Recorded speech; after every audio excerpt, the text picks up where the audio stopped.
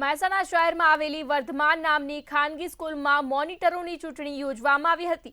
ત્યારે સ્કૂલમાં અભ્યાસ કરતા બાળકોમાં પ્રતિનિધિત્વ વિકસાવવા અને જવાબદારી નિભાવતા શીખવવા દર વર્ષે ચૂંટણી યોજવામાં આવે છે।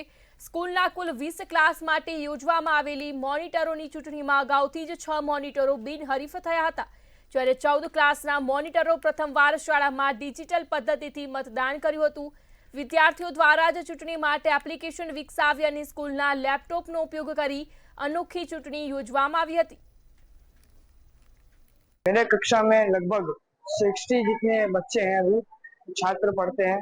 मैं उम्मीदवारी इसलिए करना चाहता हूँ कि मैं अपने स्कूल को और अपने कक्षा को बेहतर बनाने के लिए कुछ अच्छा कार्य कर सकूँ, और मैं चाहूंगा कि मेरे कक्षा के जितने भी छात्र हैं जिनको मैं गाइड करूँ और उनको लीड करूँ, वो सभी डिसिप्लिन और एकता साथ रहे, क्योंकि डिसिप्लिन और एकता एक अच्छी कक्षा को बनाने के लिए काफी जरूरी होता है। मैं उम्मीदवार में इसलिए खड़ी हुई हूँ ताकि मैं अपनी कक्षा के लिए कुछ अच्छा कर सकूं और उनको सुधार सकूं। सबसे पहले तो मैं खुद डिसिप्लिन में रहूंगी और उसके बाद मैं पूरी कोशिश करूंगी कि मेरी कक्षा भी डिसिप्लिन में रहे, वो भी अनुशासन में रहे और उनकी जो छाप है वो अच्छी रहे और मेरी क्लास मस्ती ना करे। तो ये रीते बनावेल छे के फरजियात एना 2 वोट एक छोकरो ने एक छोकरीने मळे અને વિશેષમાં આ સિવાય ત્રીજો ઉમેદવાર જે રાજ્યસભાની જે મનોનીત હોય એવો પણ અમારા ત્યાં એક કરવામાં આવે છે।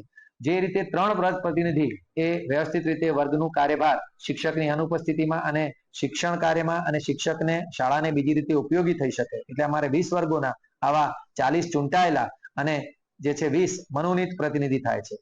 આ વખતે અમારે 14 क्लासમાં इलेक्शन છે અને 6 क्लासમાં બિનહરીફ જે છે ઉમેદવાર નક્કી થઈ ગયા છે। हमारी क्लास में पेपर वोटिंग करने से लगभग 550 A4 साइज पेपर जो थे वो वेस्ट हो जाते थे, और साथ ही साथ अब वो पेपर से वोटिंग की है उसको गिनने में भी टाइम लगता है। तो इसी को मैंने सिंप्लीफाई और पेपर बचाने के लिए ये बनाया। इसमें बहुत ही एकदम के कोई भी जो नॉन टेकी पर्सन है वो भी आसानी से समझ जाए और इजीली वोट कर सके।